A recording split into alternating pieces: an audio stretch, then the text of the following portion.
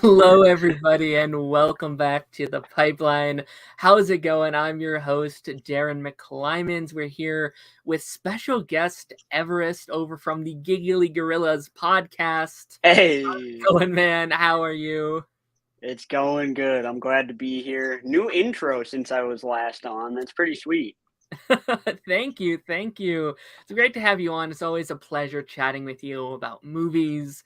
Taz isn't here this week. He said, "Screw Barbie. I'm not going to go see that crap." Unbelievable. He Unbelievable. did say that. He'll probably see it on streaming. We'll probably talk about it again when it comes to streaming. It's whatever. But no, I'm very happy to have you back, Everest. It's been quite the journey, kind of getting to this like Barbenheimer event, right? Because in a year that's filled with Spider-Mans and Transformers and Flashes, the like big blockbuster event of the summer is Barbie and Oppenheimer, which was a plot twist in my opinion. Like I always thought these movies would do well, but like to see like by next weekend we could be hitting that like $1 billion, like it's insane how the Yeah. world kind of like this has blown up. So like what was kind of, we'll obviously talk more about it later, but like what was your kind of intro to all this? Like how were you feeling going into these movies? Yeah, it was a super weird but really cool just like cultural event almost that just kind of started with these two movies from directors that are well known in the film scene, obviously, that are just so wildly different from each other, but both had reasons for so many people to be excited about them, and they were coming out on the same day. I Yeah, never thought it would reach this point that yeah, it got to. I mean, I knew Barbie was going to be big no matter what.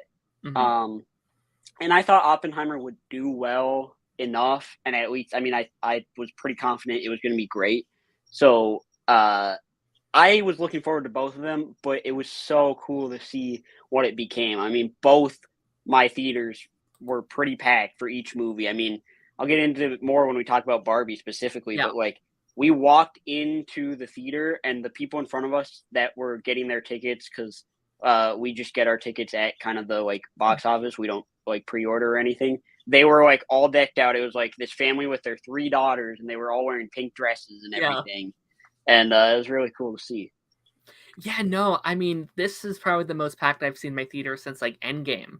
And Yeah, I've missed it because like especially this year has been a big year of like box office bombs. Like it feels like yep, every movie that comes out is losing thousands upon like millions of dollars. And it's cool to see. And again, I think this has really tapped into like the meme of it all, like meme culture a lot. But it is very cool to see that these two movies from two different studios with drastically different tones and concepts and ideas are not dragging each other down but building each other up. Like it feels like everyone is seeing both Barbie and Oppenheimer and seeing right. both work together to boost it up is really really cool, I think.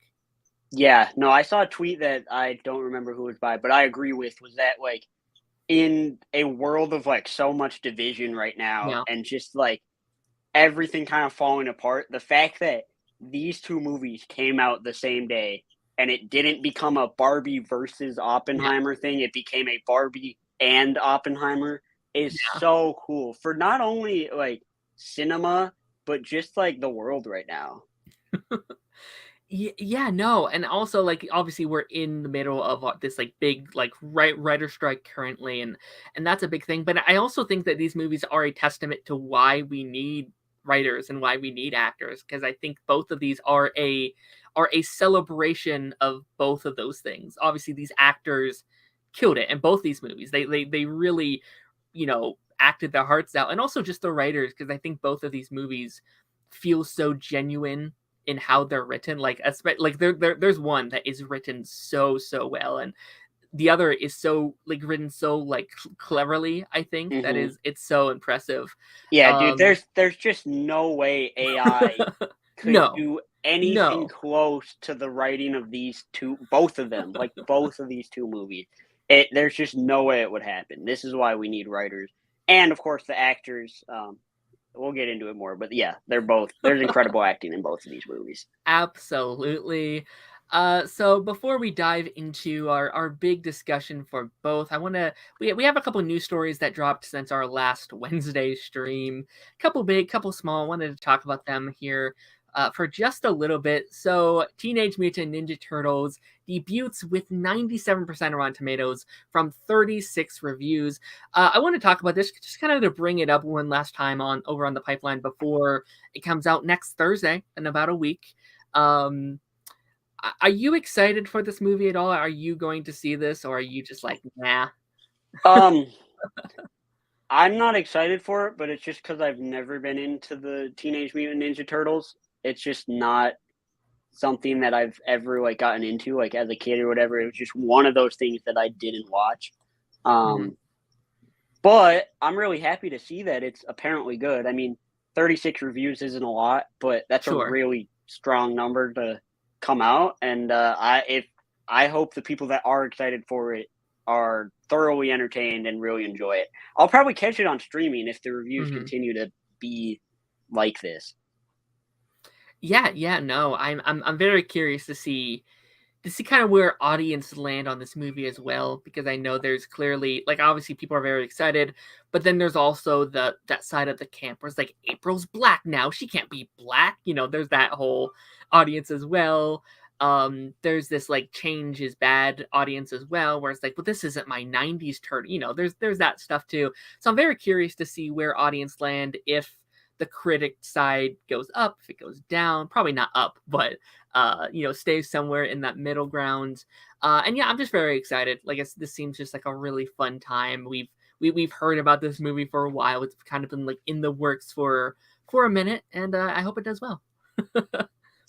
Yeah, We'll me see if too. I'm actually very curious to see how it does with Barbie and Oppenheimer still in theaters. Like that doesn't seem Right. to be slowing down at all. Yeah, I mean, look at poor Mission Impossible. It's just Yeah. absolutely dead in the water right now because of Barbenheimer.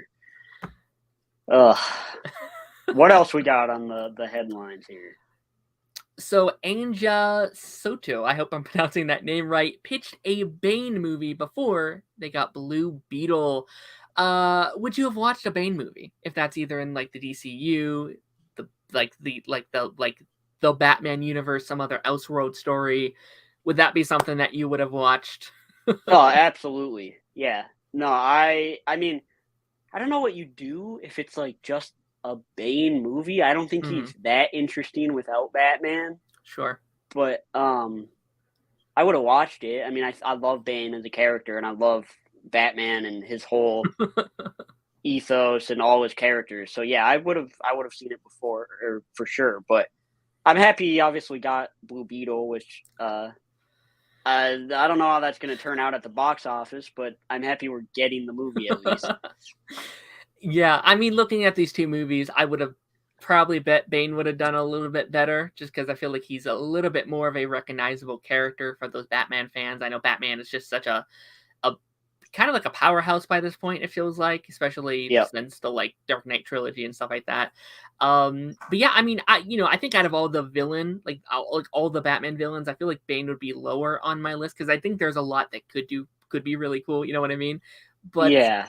No, I I wouldn't have really picked him if you're gonna do like a Batman, another Batman villain movie. Like I think yeah. like Clayface would be higher up on my list. Mister Hmm. Freeze. There's Roz, I maybe. Yeah, yeah. You could do like a cool like psychological like Hugo Strange type thing sure. that could be really interesting. So I don't know about a Bane movie, but I would have seen it. Sure. Yeah, no, absolutely. Let me read through chat real quick. Stranger in the house, how's it going, Stranger? Stranger loved Barbie, and I'm very happy to hear that. Very happy to hear that you enjoyed Barbie. Robert said, I would love a Bane origin story. He's smart and ruthless villain. Fair enough. Fair enough. Yeah. Robert, how do you feel about the direction that Gunn is taking Jimmy Olsen? Um, so I haven't seen much. Like, we haven't seen a casting. All that I've heard, unless something came out within the last 9 minutes of me streaming, um, all we've heard that he's in it and he's a big part of Clark's life. So I gotta see. Yeah, I think there was like a rumor about the casting, or it was just like a fan cast that got like Hmm. really popular recently. Um, I don't know if you saw that, or maybe I'm mistaken, but maybe that's what he's talking about. But I I've always thought Jimmy Olsen's a cool character, so oh I'm yeah. happy Gunn's gonna include him at least. Yeah, there's a casting for Olsen. Like recent? Like real recent? If so, that'd be great. That's on the like live on the viewing. Yeah. Robert, if it's like brand new casting, send it my way. But I haven't seen anything. But no, I mean I'm very just happy for just to get anything with Jimmy because it's been a while, right? It's been since Superman Returns since we've had one on like the big screen. hmm I know like Super Lois hasn't done anything with it. Supergirl did a James, right? But very different Yeah. version on the on all of that. Um there is no casting on okay. Yeah. Yeah, all right. But yeah, I'm excited for when we do get some Jimmy Olsen stuff. For sure. So Donald and Stephen Glover are apparently writing or set to write the Lando series. So Lando, obviously Taz usually does all of our Star Wars stuff when he's here, hmm but Lando, as this has been a thing for a while. It's kind of been either rumored or said it was happening for a long while now. Yeah. And it seems like maybe things are finally picking up with the show. Things are finally coming to fruition. Is this a show that you want? Is this, I know Lando, I think is a character that you quite like. Is this something that you are excited for? I do like Lando, but I haven't been particularly excited about this series. Mhm. I feel like the style of show that would be like a Lando Calrissian show is just not something I'd be that interested in. But I think Donald Glover's really talented. Like Yeah. I do like him in the Solo movie. I think he's one of the better parts of that film. I also just have the maybe unpopular opinion that like we just got to get Star Wars back on the big screen. Like I'm kind of tired about all the TV shows. Like in my mind, Star Wars is the cinema and it is in the movie theaters. So that's kind of just what I hope for the most is that we can get it back on the big screen. No, I 100% agree. I think, I've only seen one Star Wars movie on the big screen, and I incredibly want to get back to seeing those on the big screen again. I as much as I love shows, like I'll always prefer shows over movies. I think they do need to get back on the big screen. I think there's been a lot of, I think just Disney Plus and shows right now is kind of a mess. Like Yeah. Disney, like Marvel hasn't done a lot of great stuff. Obviously, Star Wars did Andor, which was very popular. And Yeah, I Mando love had some good Andor. stuff. hmm But I think they do need to find a balance, and it does feel like they're working towards that, right? It feels like they have a bunch of stuff in the pipeline that they're working to get there. But Yeah, I mean they announced new movies that they were gonna do like 3 years ago though that sure, there's never hasn't happened. been Sure, development on. And then like Patty Jenkins was gonna do a movie, Rogue Squadron, that got like basically indefinitely put on hold. sure. Um, so I do think they're planning on some movies coming up. Like they have release dates, but they're still like I don't think there's going to be one until 2025. Hmm. So And yeah, now I with this I hope writer strike, probably even longer. Yeah. right. So Yeah, I don't yeah. know. I'll still watch Ahsoka just because I love that character, Sure. but um, I don't know. I mean, I hope this show is good if they're going to go forward with it. I hope everything's good, but I don't know if I'll be watching. No, I mean, absolutely fair enough. I mean, I just like Donald as like an actor. I think so. I'm pretty just excited to see. Honestly, I think I have to rewatch Solo now that I've seen Community just to see that version of the character. Because I do love Troy from that show so much. Um, Alrighty, moving into our last kind of main news story of the day. So upcoming projects get delayed after Hollywood refuses to pay their writers. Obviously, we have this ongoing writer strike going on, and actor strike, of course, hmm where they won't pay their writers, they won't pay their actors, and over the course of the last couple of weeks, we have talked a lot about what's the future with the rest of the roster for 2023? We have heard stuff about like Aquaman 2 and Wish and Dune Part 2. Yep. About if they're staying, if they're moving, what's going on with them. And we got a couple of movie announcements that are moving that were either set for either this year or like early next year, or kind of where they're at, which we found out kind of what's happening with them. So stop me at any point if you really want to talk about one specific one. We have Venom 3, which will now release on July 12th, 2024. Are we excited for Venom at all? I know you're a somewhat fan of the first two, right? I like the second Venom movie a lot, actually. That was like a total guilty pleasure for me. Like, I thought it was so much fun. I don't like the first one that much, but I liked Let There Be Carnage. I don't know. I'm not like a huge. This doesn't like just devastate me or anything, but yeah. No. I mean, I think these movies are dumb fun. Like, they're not good by any means, but they're fun to just see. Hey, Venom: Let There Be Carnage is a masterpiece. Okay. It's fun to see Venom bite people's heads off. It's a good time. One of my most anticipated of this year, Ghostbusters Afterlife, the sequel, is now delayed to March 29 of 2024, which is only a couple months after when it was supposed to come out. Don't see a big, I don't think that's that big of a deal. I guess stuff like Wonga do better. Yeah. Do you have any opinions on that one at all, or just? I still haven't seen Ghostbusters Afterlife. So. No, is that Paul Rudd's in that one? He is. It's like, yeah, okay. I don't know. I like the first Ghostbusters movie, like the original from the 80s. Sure. I like that one. Gran Turismo has been delayed by 2 weeks to August 25th. I wonder what the reason for that is. Are they just hoping it'll end by then, or? No, I think they're just hoping they can get more promotion for it in some way by pushing it back. Like maybe more like audience will talk about it, or they can put the trailer in front of more movies. I don't know, but yeah, that was a little bit weird to me. Bad Boys 4 will release on June 14th, 2024, which didn't have a release date before, if I'm not mistaken. But it's good to know, I guess. I know, like, my dad's a huge fan of that franchise. He brought me in, so I quite like them. Will Smith's probably one of his first movies after the big slap situation, I suppose. So I guess that's that's interesting. We'll see how that does, I guess, if that affects the box office. I mean, if it does, I almost feel like it'll make it go up, to be honest. I feel like people will be like, this movie slapped. That's funny. Kraven the Hunter has been delayed to August 30th, 2024, which is like an entire year. Like, that's a big jump. Delay. Yeah. I guess to them, it's just like a late summer, early fall movie, and they're not going to push it into like spring of next year or whatever. But yeah, that was shocking to me. I really like Kraven as a character, but I don't think the movie looked that good personally. Like, just watching the trailers, I didn't think it looked that great. But I do like Kraven as a character, and I really like Aaron Taylor Johnson who's playing him.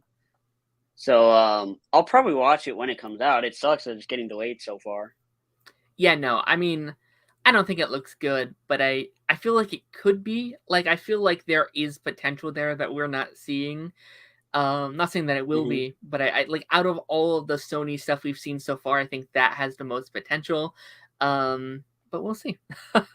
And then Madam Web was actually pushed up until February of next year, which is, if you kind of look at it, not that far away, only a handful of months away.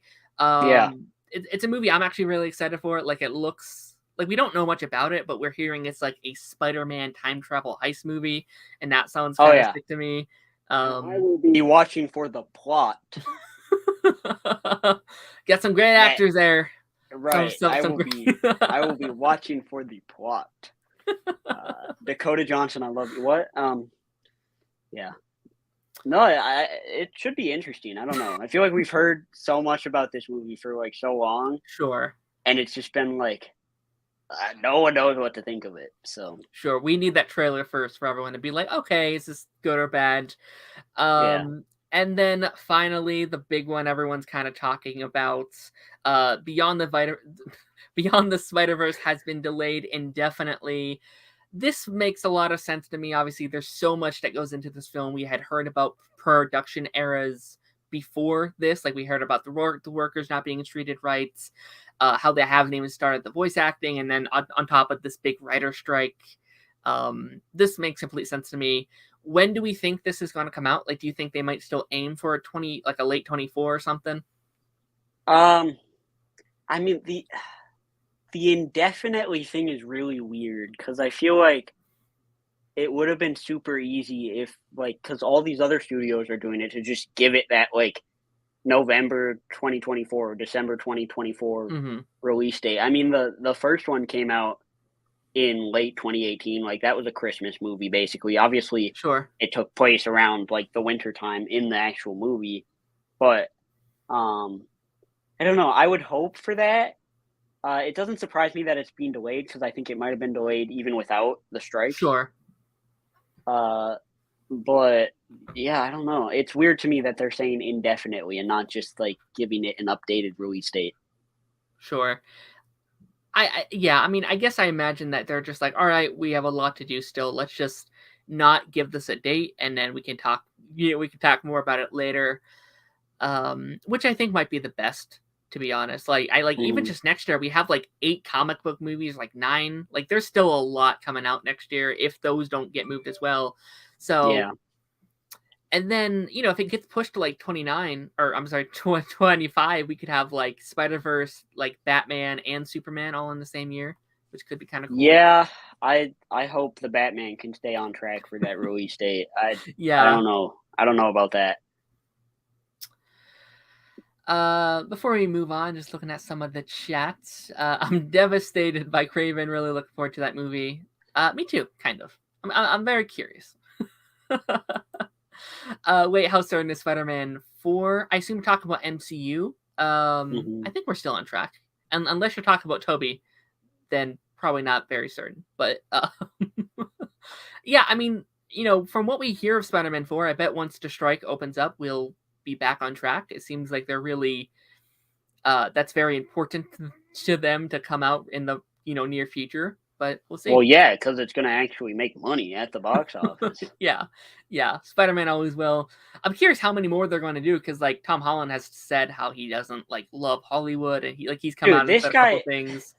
this guy ain't this guy is not going to be in this industry for too much longer, dude. I swear, No. every 6 months he says he's quitting acting forever, and Mhm. I'm just like, you keep coming back though, but I don't know how much longer he has left. Yeah.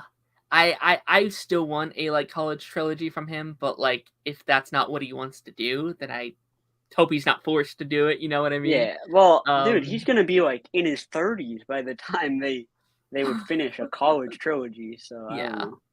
We'll see. We'll see. Um. Yeah. Yeah. I mean, there's been a lot of rumors about the whole Toby stuff and if it's getting a fourth movie, and I I would I love it. I I, I I'm I not would gonna lie. too.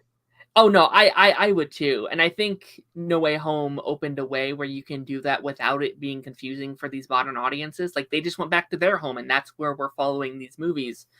Um I would love it, but I'm trying not to talk about it too much because it is all just rumors currently and I don't Yeah, want to spark that. right. Um Alrighty. So without further ado, let's move into our first big topic, I guess. And that is Barbie. So Barbie Ooh, came out okay. last weekend, Barbie and Oppenheimer. But let's start with I messed up. I meant Oppenheimer. Oh, okay. I want Well, to I start was with like, Oppenheimer. okay, whatever one you want. Yes, absolutely. You know what? Okay, so start off. Which one did you watch first? Because I know me and you both started with different movies. So, which one did you start off with? Yeah, so I watched Barbie first, Okay. actually. Which for me, I think it was just like like I understand both ways. I don't think there was a wrong way to do this like doubleheader, which was super fun. That I hope like I know a lot of people did. Um, for me, it was just like I anticipated Oppenheimer being a much more heavy and dense, like sort of like I expected some of the existential stuff that did end up happening in it. Mhm. And I think if I would have seen Barbie after Oppenheimer, I wouldn't have been able to enjoy Barbie for what it was because my head would have still been wrapped up thinking about Oppenheimer. Sure. So it was fun to just do Barbie, have a ton of fun, and then go into Oppenheimer and have the rest of the night to think about it. Sure. Yeah, I mean, I kind of had that same thought, but I did it backwards because I thought that Oppenheimer would be so heavy that I would want Barbie as like, all right, that's over. Let's enjoy Yeah, this. And like as a final to this like big steak I was eating. Like I just had a big steak, and now let's have like a strawberry milkshake to kind of like soothe it in a way. But I as I saw Oppenheimer, I was like, I kind of get where you're coming from because it is such a big, thought provoking film, and there is so much to it. Like, there's so much movie. Like, every time I think it's about to end, there's like 2 more hours to it. Um, yeah, it's like, oh, this thing is so long. 3 hours is such a long time. yeah. But yeah, I mean, obviously, if you guys have not seen Oppenheimer, this might be your time to dip. Thank you everyone who popped in the chat. But if you have, stay, chat with us. It should be a fun time. Um, Absolutely. so how did you like what? How are you feeling on this movie? Just like Uh, in general. so I was very excited. I am a big Christopher Nolan fan. Although I think he's been on a bit of a cold streak for his standard, which to me is that like the Dark Mhm. Knight trilogy was awesome, and then Inception I love, and so he like built up this just like like he is the like greatest director in Hollywood, like blah blah blah whatever. Sure. And then he's kind of been like hit and miss it ish for a little bit. Like all his movies he's made have fans, but I wasn't as big on Tenet. I wasn't as big on Dunkirk, and so I was a little leery about Oppenheimer. But I thought the story was super interesting, and I thought if he was taking it on, it was going to be something he was really like passionate about. And the reviews started to come out like a week before, and they were hard to ignore because the reviews were unbelievable. And so that got me more excited. And yeah, it just led up to me watching it, and I was really excited. And I guess I can just say right now, I was not disappointed, personally. No, I honestly kind of had the opposite effect where I was really excited at first because I think he's a great director from what I've seen. I've loved all the movies I've seen from him. But typically these aren't the movies that I get like really hyped over. Like this isn't like the type of movie that I'm excited to sit through 3 hours. But I think there is something really special about this movie, and I think it ended up being one of my favorite theater experiences ever because maybe it's just because I haven't seen one of his movies in the theater before. Like this was my first one, but something about just like the like sound design, the way it was edited, the first like when that bomb scene went off, I Yeah, jumped midair. Like I almost had a heart attack it when I. it's that scene is so impressive to me because if you know anything about history, I mean, Mhm. obviously it's gonna like the bomb's gonna go off, like the test is gonna happen Yeah. smoothly, and then you know what happens later. But it is still such a tense scene, Mhm. and I think that has everything to do with, like you said, the editing, the direction of the score adds to it Mhm. a ton, and that scene is great. I wouldn't even say that's my favorite scene in the movie, though. Mhm. I personally love the scene after that happens, after they've like get the announcement that they've dropped the bomb on Japan, and he has to give that like speech in Speech. the Oh, like it's really good. gymnasium, and he is like sick, like visibly sick, but everyone is like cheering for him and for the bomb that we just dropped on hundreds of thousands of innocent people. They're like, let's USA, US, and he's like, and the sound design is amazing and the editing is fantastic. Killian Murphy sells it, which he's so awesome in this Mm-hmm. movie. Like, I don't think that can be understated. Everyone's talking about Robert Downey Jr., um, who is excellent. Yeah. I think pretty much everyone in this movie does a great job. But for Cillian Murphy to be in almost every scene of this 3-hour long drama that is so filled with dialogue and to turn in the performance he does, I think it's so impressive.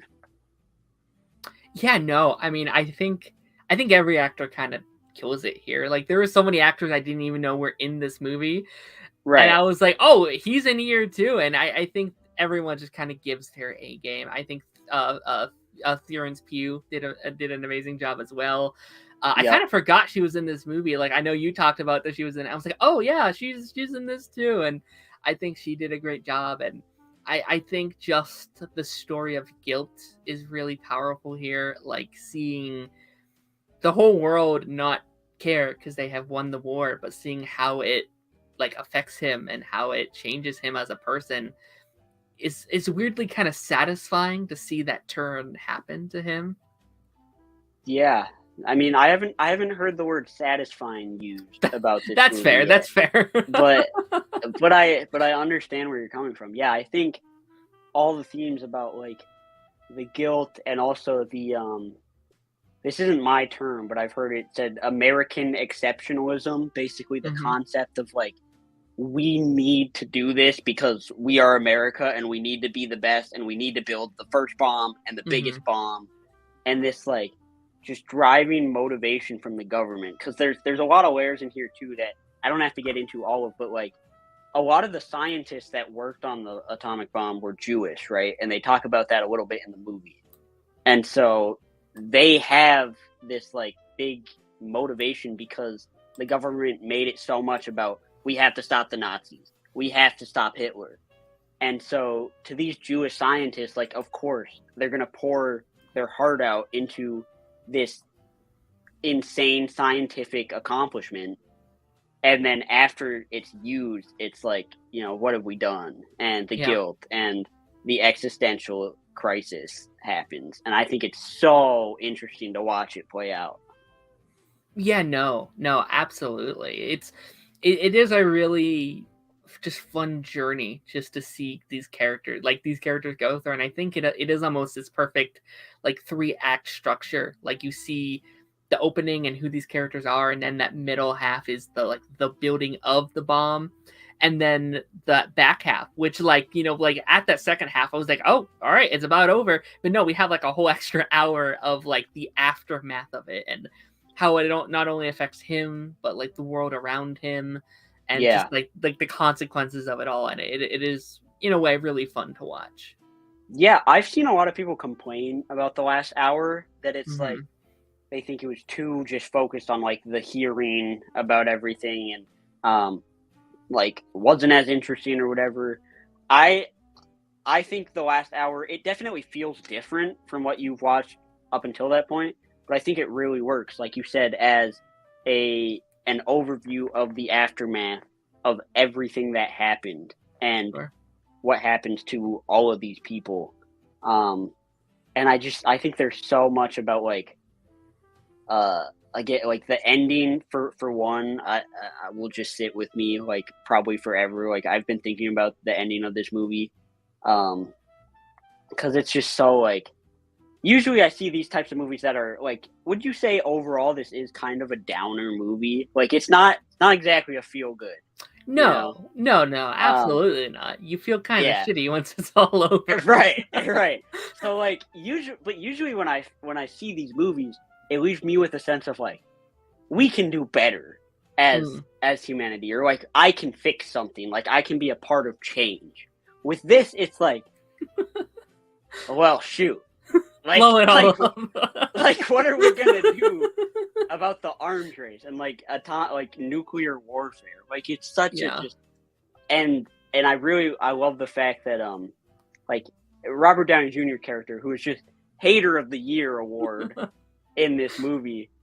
He's Yeah. so obsessed with that conversation between Oppenheimer and Albert Einstein Hmm. that because he thinks it's about him. Like he thinks that Oppenheimer said something bad about him, and that is why he has this huge grudge. And he Yeah. can't understand that that conversation was about something so much larger, Totally like this different. idea that they've ended the world effectively Yeah.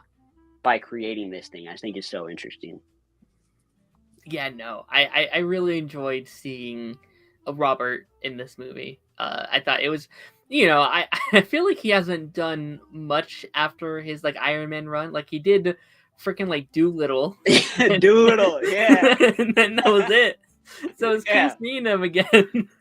Yeah, And but no, I like I know he had talked about like this was his best movie that he's ever been in, and I was like, yeah, I agree. I think like as much as I love him as Iron Man, this did feel like almost I won't say better, but a more like elevated performance than we normally get to see from him, I guess. yeah. No, I thought he was terrific, but like you said, I think the whole cast is great. Mm. And it's such an immense cast. I mean, Nolan really got like every white dude Yeah. in Hollywood ever to come show up in this thing. Like Matt Damon's in it, Alden Ehrenreich is in it, the Green Goblin from freaking Amazing Spider-Man 2 is in it.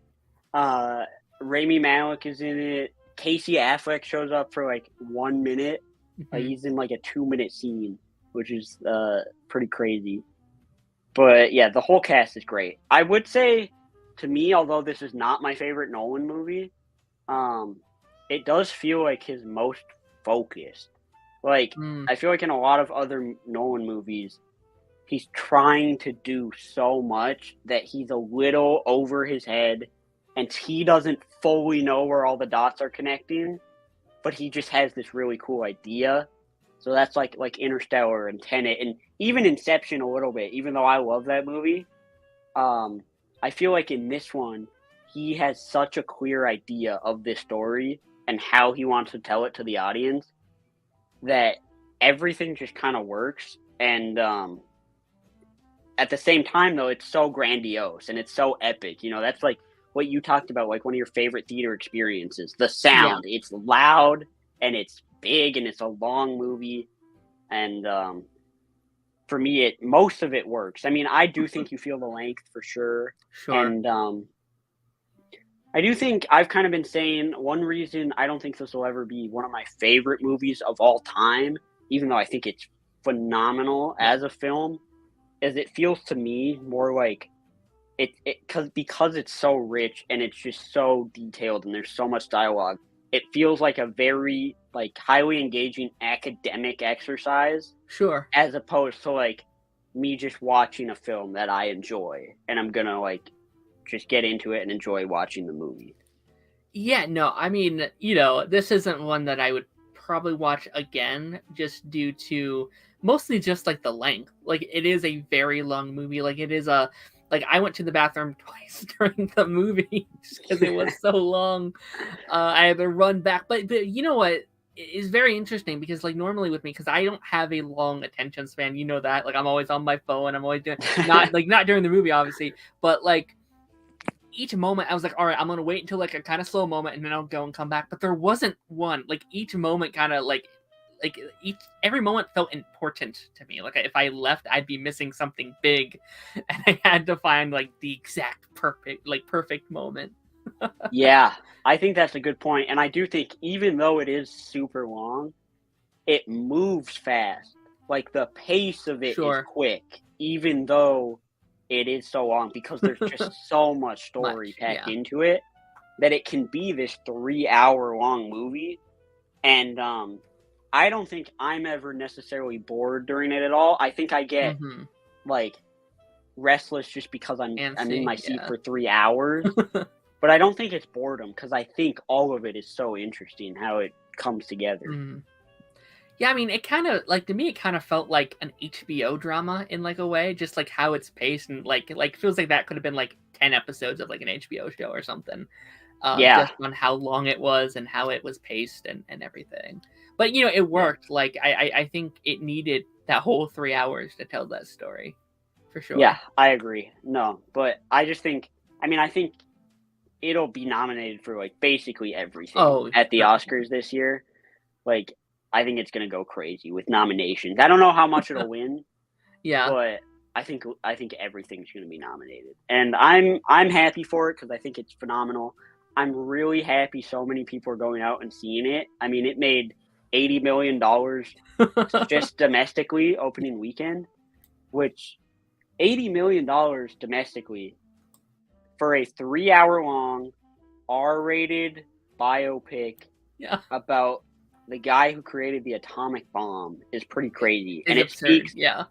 it speaks not only to this Barbenheimer event, but also to just Christopher Nolan's pull as a Mhm. name in Hollywood as a director. Yeah, I'm kind of curious. You probably know more about this than me, but I'm very curious what he does next. Like, what comes next after Oppenheimer? Well, clearly John F. Kennedy comes Oh, next. I mean, okay. they name drop him in the movie like a Okay. goddamn Marvel villain. They're like, oh yeah, this senator from wherever was part of this bill, and he's like, what was his name? They're like, John F. Kennedy. It's like, I thought that was so funny. No, But not him.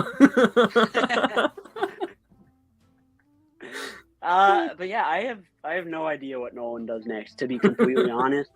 Um, I'm sure we'll find out eventually. I think this, in a lot of ways, felt like him mastering the art form.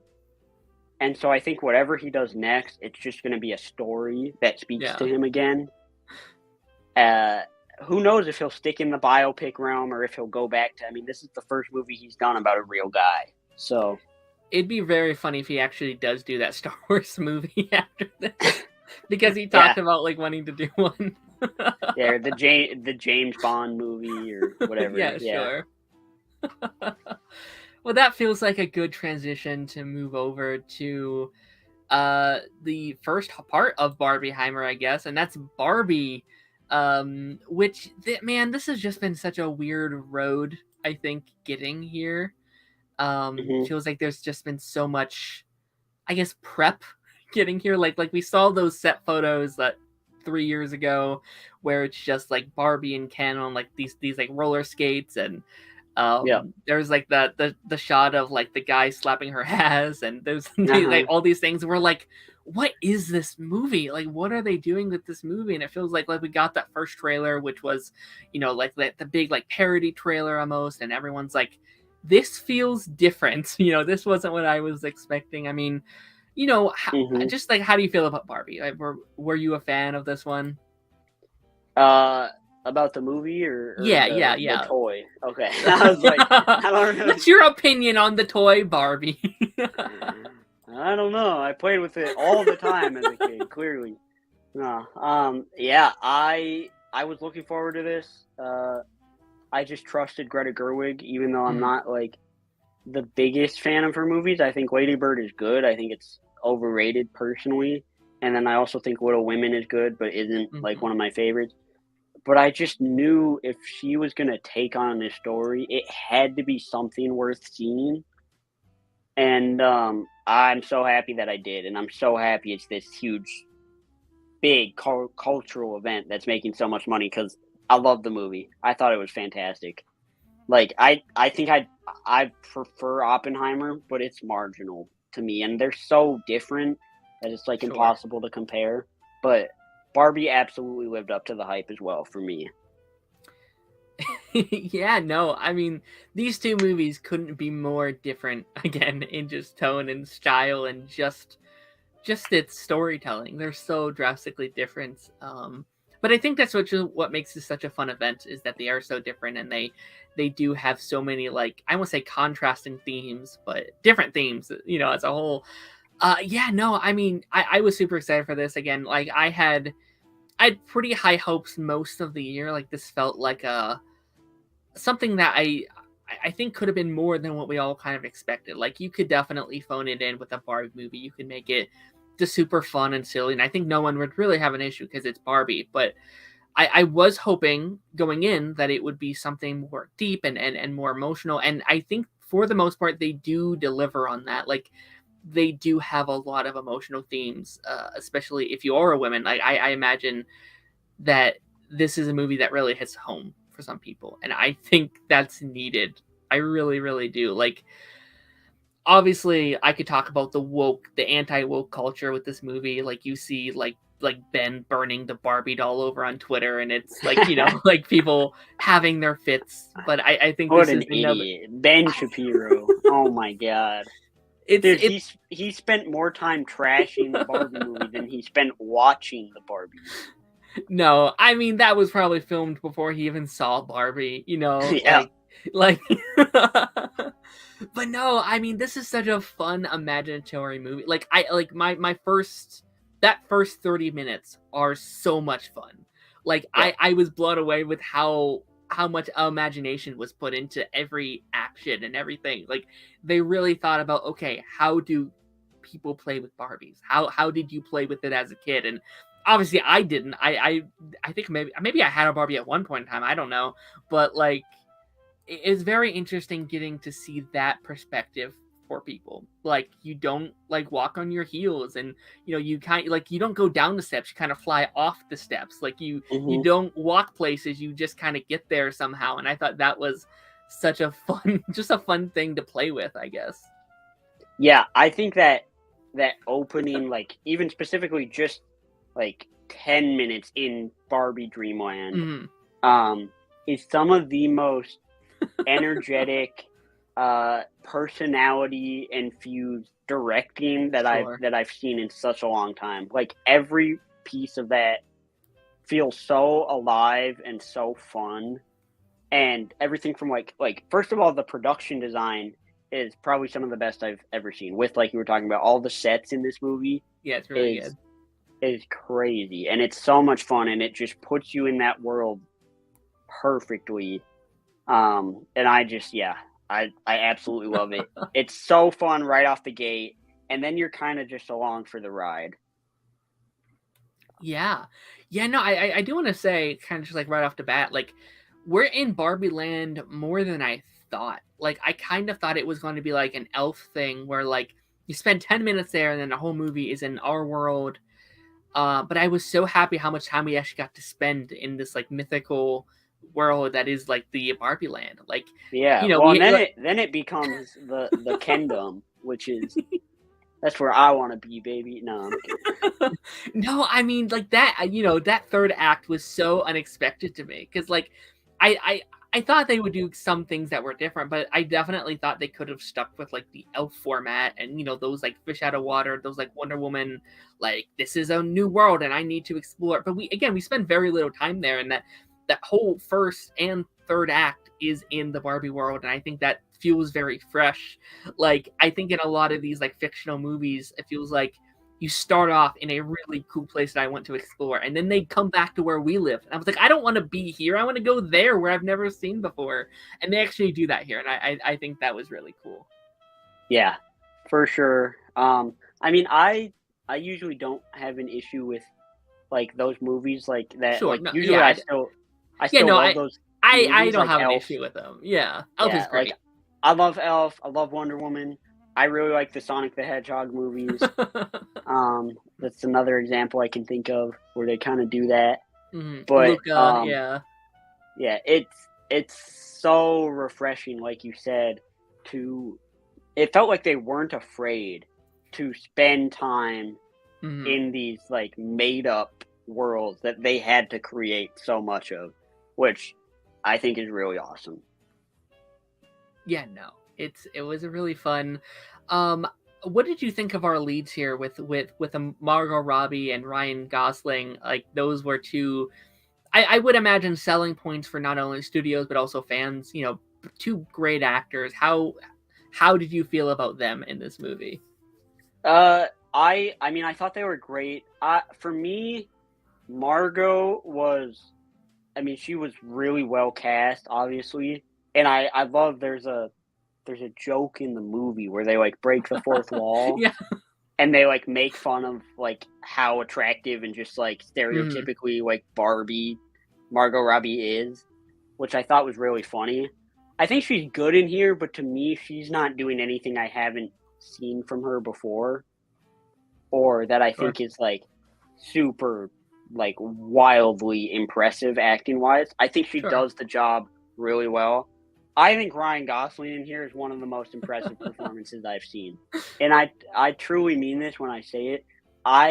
Because I've acted before in like tons of like local community or school like plays and different stuff like that, and I was trying to envision myself playing this role, and I don't think I could mentally take it as seriously as it looks like he did to make it come off so believable and so real while still being absolutely hilarious and entertaining the whole time. I think he should be nominated for an Academy Award for Best Supporting Actor, and I hope Mhm. it happens because I think Ryan Gosling is incredible. He's really funny here. I think there's a really fun twist about like just like that whole story was a big shock to me, where like he feels left out and he feels like self-conscious about being second fiddle, and then he comes to our world, he's like, they roll here, I'm a god. And I think that's just Yeah, a fun twist I did not see coming. And for a good portion he almost becomes the villain of this movie, which was really mind-blowing to me. But he does it really, like the actor does, like, I don't know, I said the actor, Ryan does it really well here. yeah. Every part of it he nails. But I did think that was a super creative thing Yeah. to bring him to the real world where, yeah, men do run everything in our world, and so he kind of takes that back to Barbie Land, and we get the great Mojo Dojo Casa House memes that I've been seeing They're pop up so good. everywhere on my timeline. They're so awesome. Have you seen the one? It's like the Lion King, and it's like the Pride Lands, and it's like when Simba is like still alive and in charge. That's Barbie Dreamland, or like Barbie's Dream House, and then when Scar takes over and like ruins it all, Mojo Dojo Casa House. That's great. Yeah. Yeah, no, Those and memes are so great. and I love his whole thing about like, I just wanted horses. Horses are cool. That's all I wanted. Yeah. And then I think his story leads to like kind of this subsection or like subplot in the movie that I feel like a lot of these like anti-woke, like whatever, like Ben Shapiro type people Yeah. are just not seen when they talk about this movie, because it really isn't an anti-men movie No. at all, because there's this entire subplot with Ryan Gosling's Ken about figuring out how he can exist and be himself without the patriarchy or without being tied to Barbie. Like, he doesn't need Barbie and he can just be Ken, like the song says, which that song has been in my ears ever since I saw it. It's Dude, really good. I've been playing that thing so much. It's awesome.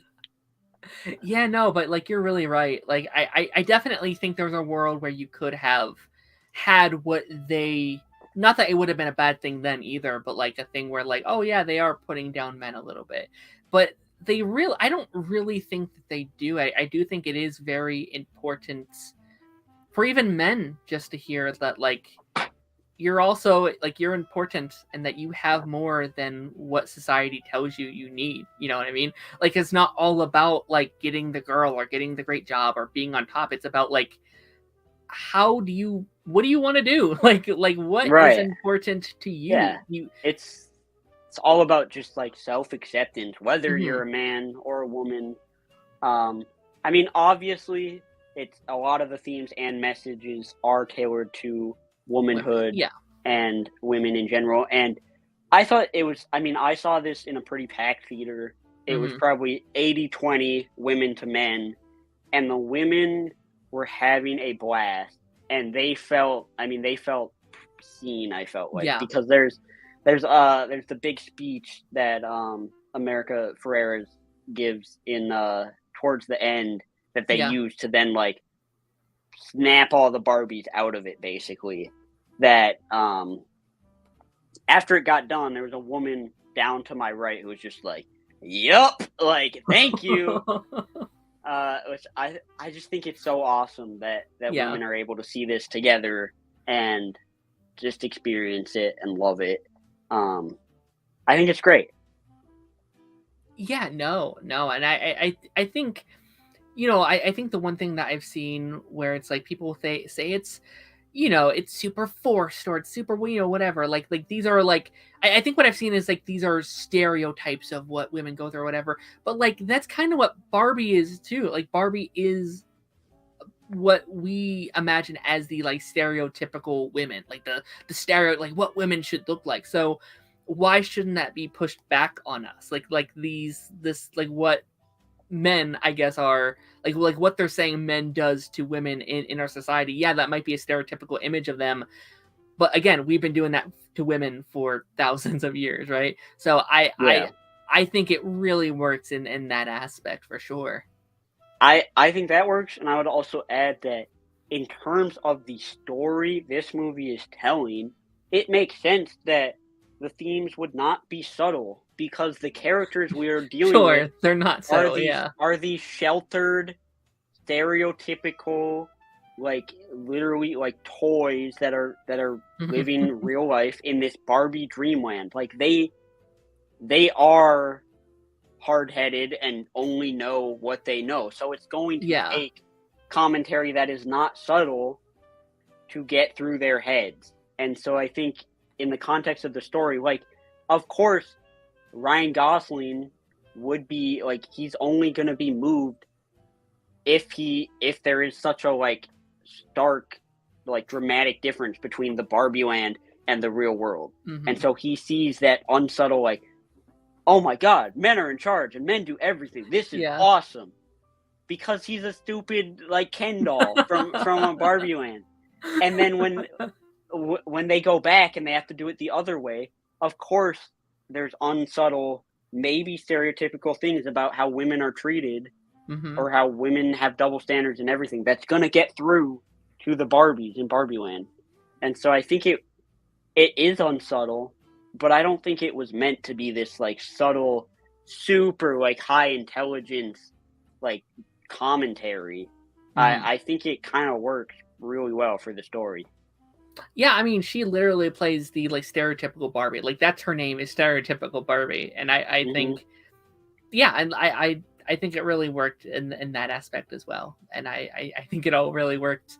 I do want to ask you kind of how you're feeling about like the human characters, because again, in a lot of these type of movies, like Sonic, for me, love Sonic. The human characters were kind of like my least favorite part. Like we had like Will Ferrell character, and we had, I can't remember their names, but we had the mother, and then we had the daughter.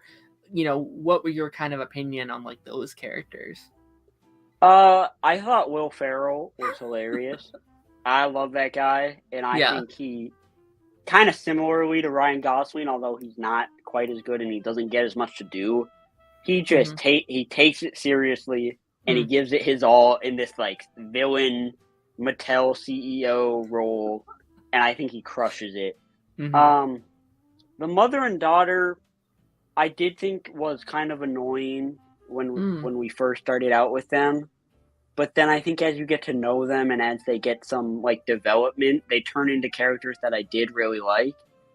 And then the old lady, who I think's name is Ruth, she's great in the movie, is awesome. Yeah, I loved her. So I think overall the human characters are pretty good compared to what I'm used to in these movies. Yeah, no, I agree. I liked, I love that actress. She plays in so many things I like. The daughter's great too. She's been in things. I love the whole subplot, like that scene. It's actually probably my favorite scene in the movie, where she sits down and she's like, "You're beautiful, like you're amazing." And then there's that scene where she's almost like feeling pain for the first time, and she's seeing happiness, and then she's seeing pain and struggle. And I think that's like a really like deep scene that I think we'll probably just go on Twitter, once it comes out on digital, and everyone's like, "This movie's amazing," which I thought was really cool. I'll be honest, I didn't love Will Ferrell here. Like I thought he was really good, but it was nothing like new for like Will Ferrell. Like he's kind of just like the like Lego movie character, but like in live action, I guess. So yeah, that's fair. I thought he did a really good job, but I don't know if he added anything to me. Like I wasn't like, Will Ferrell, he did great this time around. You know what I mean? But yeah, he was good. He was good.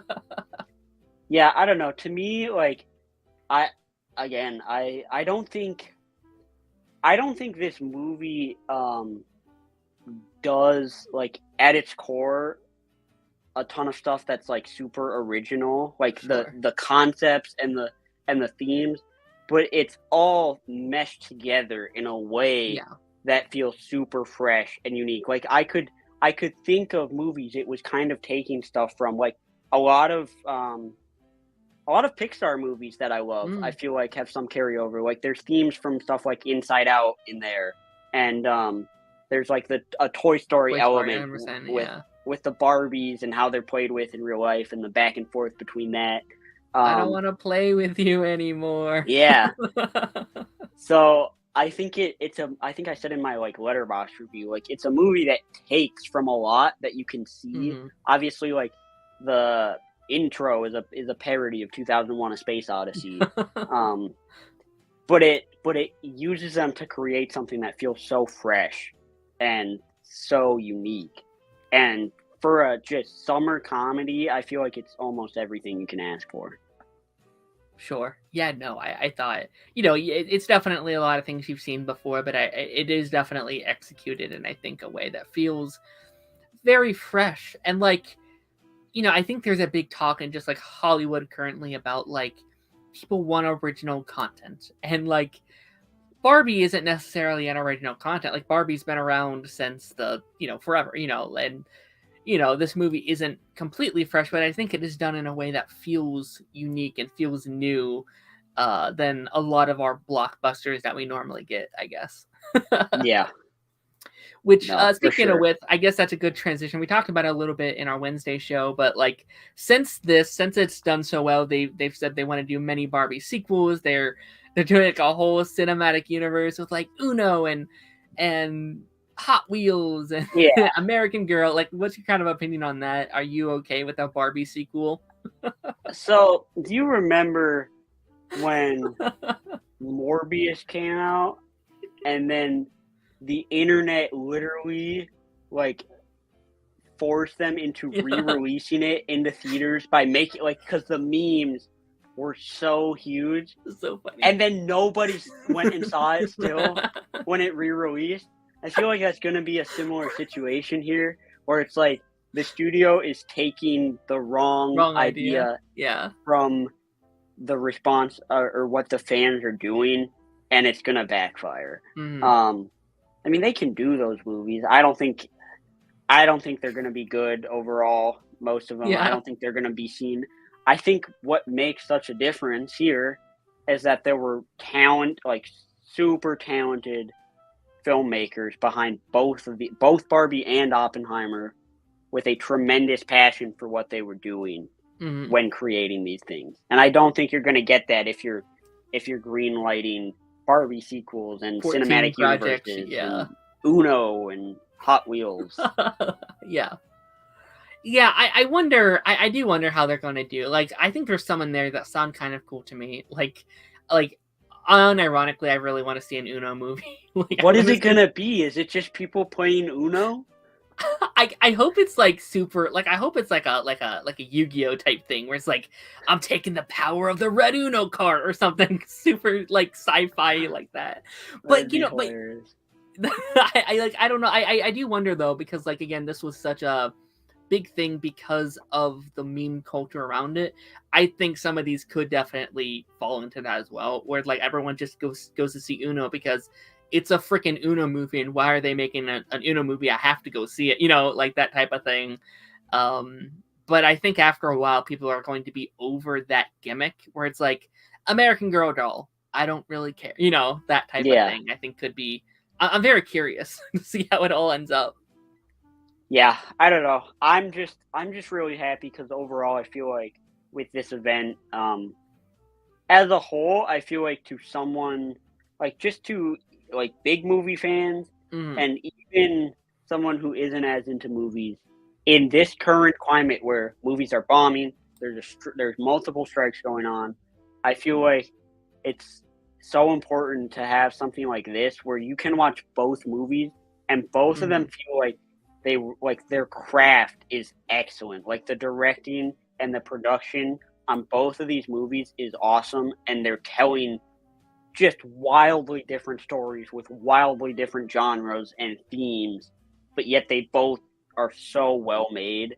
and are getting people to the theater. I just think it's tremendous. Absolutely, yeah. No, I mean it does truly just feel like what, like, just kind of like what movies are kind of all about. Like, it brings people together through art, and I think that's super special. Again, especially in the current climate of movies and TV, and these like evil corporations, not wanting Yeah, to pay their these talented people. So yeah, that's always a it's thing. unbelievable. They gotta pay them, dude. Like Just do it. this is so stupid. Yeah, they're giving jobs to like AI where they could just be putting that money, like big amounts of money, into AI, where it's like, just give that to your writers and this can all be over. Yeah, Like, dude. Like I'm so serious. Like watch these 2 movies that came out, and tell me AI is gonna write anything no. half as genuine and passionately made. And like I think the writing for both these films is pretty brilliant. Like Yeah. 100%. specifically Oppenheimer, I do think it's just so well written when you think about everything that went into it. And then Barbie is wildly entertaining, super fun, subversive, and clever, with a lot of good stuff to say. Absolutely. Before we go, who was your favorite side, like either Barbie or Ken? Because I'd be very curious. Oh man, I mean, I was obvious. Like I was team Barbie for sure. But like I love just the moment of all the Kens coming together. Like they The literally beach had battle. this giant beach fight, and then the I'm Just Ken song starts playing, and they're all holding hands. Like, oh man, my name's Ken, and so am I. Put your manly hand in mine. Like, oh my god, it's so great. I still like the Merkin. I thought Merkin was really funny with John Cena's cameo Oh in this yeah, movie. no, I mean, I love Alan. Alan's goated. Oh, Alan's really good too. Yeah. Yeah. I saw it trending like last night. I was like, good for him. Good Alan finally getting We the love love he Michael deserves. Cera. We love Michael Cera. Well, with that being said, we talked a good amount about both of these movies. Thank you, Everest, for coming on here chatting about the big blockbuster event of the summer that is Barbenheimer. What do you have anything that you want to shout out or promote? I know you and Braden are running the Giggly Gorillas podcast. That's back and up and running, which is super cool to see. Yeah.